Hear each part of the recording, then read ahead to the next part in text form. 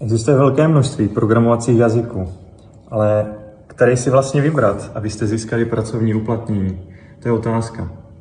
Jestli máte spíš estetičtější cítění a rádi vidíte výsledky své práce, Yes. budete se orientovat spíš do frontendové části a sáhnete po HTML, CSS, JavaScript, případně TypeScript.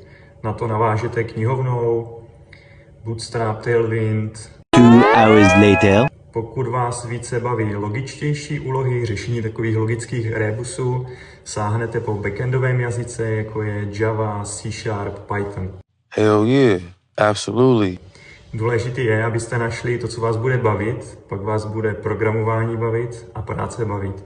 A třeba časem zjistíte, že si nevystačíte pouze s jedním jazykem a budete se učit dál a budete navazovat.